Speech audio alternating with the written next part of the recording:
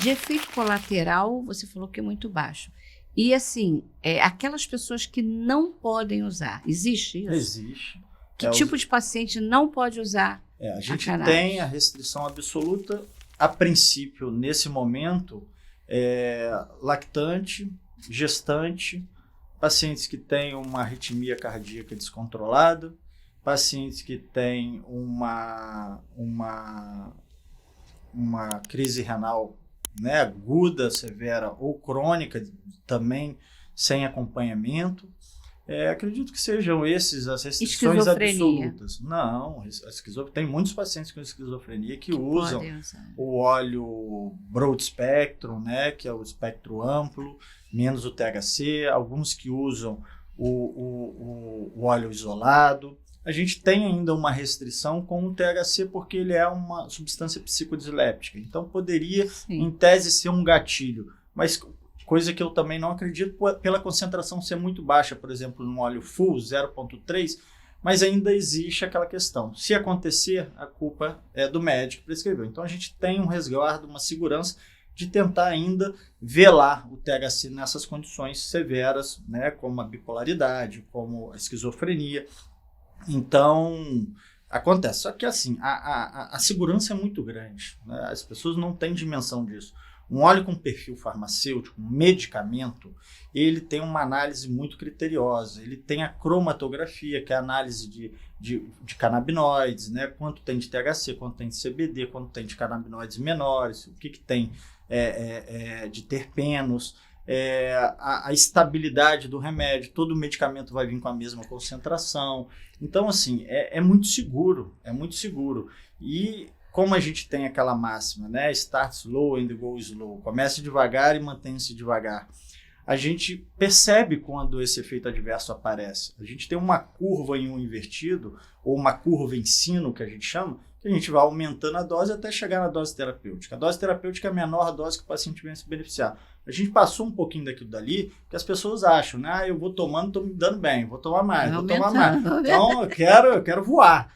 Mas só que não, vai subindo até um ponto, depois vai cair. Uma hora vai cair. E aí que vem os efeitos adversos. Então, ter essa sensibilidade de encontrar esse ponto-chave, que é a grande sacada do tratamento. Então, a gente vai aumentando e quando percebe isso, a gente retorna um pouquinho. E os efeitos adversos que se apresentam, muitas vezes, 90% das vezes, são incipientes. Uma boca seca, uma sonolência, coisas, né, bem contornáveis. Uhum. Dificilmente você vai pegar um paciente que vai ter uma crise severa. Pode acontecer? Pode, mas pode por conta de interação medicamentosa. Você pega uma criança autista que está em uso do clobazam, o frísio, e aí você coloca uma medicação CBD e THC. As duas medicações, todas as medicações são metabolizadas pelo fígado, e o mesmo citocromo, né, o P450. Então, eles interagem. Então, o cannabis junto com o clobazam, se o clobazam já traz uma sonolência, com a cannabis vai triplicar isso. Então, o paciente vai ficar prostrado. Se o paciente Alzheimer toma quetiapina, vai com a cannabis, pode potencializar, trazer uma sonolência maior. Então, essa interação medicamentosa, ela é muito mais importante do que o próprio efeito adverso da substância, né, da cannabis. Eu vejo como uma segurança incrível, que não há outro medicamento alopático que tenha a segurança que tem o fitocomplexo, de forma nenhuma. Entendi.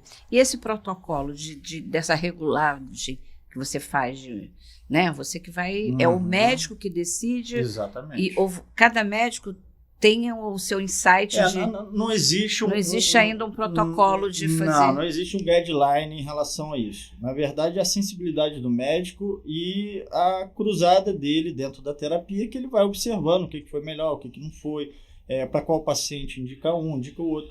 Então, assim, a gente hoje tem uma sensibilidade, por exemplo, quando eu pego um paciente maior de 90 anos, eu não entro com CBD e THC, por exemplo, 1:1, balanceado. Porque eu tenho que entender o metabolismo desse senhor de 90 anos, as medicações que ele já faz uso. Porque a queda desse paciente, né, ou uma instabilidade, ou uma tontura que leve ele a uma queda, é muito mais importante do que uma melhora clínica a longo prazo. Então, eu tenho que sempre atentar para a segurança. Então, a gente começa com óleo full espectro, devagarzinho, vai vendo, ele tem uma tolerância boa, já está em 10 gotas, 15 gotas, 20 gotas e não teve reação adversa nenhuma. Acho que vale a pena a gente mudar o perfil para CBD e THC e colocar 3 gotas, entender como é que ele vai. Outros pacientes, a gente já tem, né, uma dinâmica, por exemplo, as crianças com um transtorno de espectro autista. A maioria dos estudos indica que o medicamento full espectro é o mais indicado. Só que a gente sabe também que criança com transtorno de espectro autista nunca vem um transtorno sozinho, vem sempre associado. Ou tem epilepsia, ou tem TDAH, déficit de atenção e hiperatividade, ou tem um transtorno opositor desafiador. Transtorno opositor desafiador é uma complicação. Muitos pacientes com transtorno opositor desafiador com o uso do THC aumenta essa oposição. Então, nesse caso, a gente inicia com Broad, observa que é mais seguro. Se não teve nenhuma alteração ou se não houve melhora clínica, vamos mudar para tentar ver se a gente melhora um pouquinho mais, se diminui um pouco melhora esse foco, diminui essa oposição. Então, é a sensibilidade do médico. A gente entende, por exemplo, o óleo de CBD isolado. É difícil eu usar o óleo de CBD isolado. É um recurso nessas condições de doenças mentais severas. É um recurso fundamental e único recurso em crianças recém-nascidas, por exemplo, menores que 1 ano.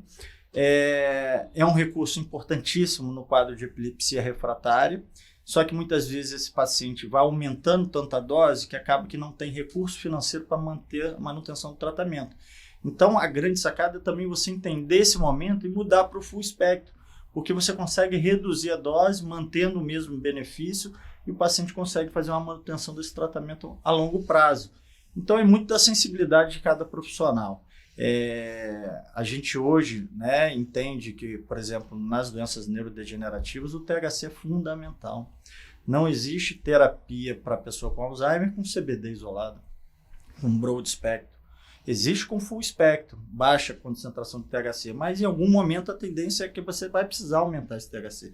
THC, as pessoas ainda têm um medo, muito por conta dessa questão do uso vaporizado, né, do uso fumado, que associam muito ao cigarro da maconha. Só que o THC que a gente está tratando aqui é um THC com perfil farmacêutico, né? É um THC que a gente sabe a quantidade, a gente sabe dimensionar o que é saudável e o que não é saudável. Então, não há comparação. A concentração de um cigarro de maconha é 50 vezes maior do que a concentração de um medicamento. Pode ser que um paciente com dor crônica refratária vá necessitar de uma dose alta de THC, inclusive até vaporizar uma flor de cannabis alto THC. Só que aquele efeito terapêutico do cigarro, ele é muito rápido, é muito breve. A ação dele é rápida, só que a duração dele é muito breve. Então isso faz com que o paciente vá repetir esse ato, que é um ato, a queima, né, a combustão, é um ato danoso, né, para o nosso aparelho respiratório. Então, o ideal é a vaporização, só que agora a Anvisa já indica que o vaporizador, né, vai ser restringido. Então, assim, a gente fica com uma situação bem difícil, porque realmente existem condições clínicas que necessitam de alto THC. Só que 80% a gente tem sempre um remédio balanceado, um remédio alto do CBD. O CBD é um modulador alostérico do THC. Ele age como se fosse um escudo, ele evita que esse THC se pronuncie. Então ele traz uma segurança muito grande. Não é THC puro, é um THC sempre que vem encampado por esse CBD que traz essa segurança. E aí, gostou desse corte que você acabou de assistir? Se gostou, não deixa de ir lá e assistir os outros. Tem muita coisa importante que você precisa saber. Agora, importante, curta, comente e compartilhe. Nós precisamos desse feedback de vocês.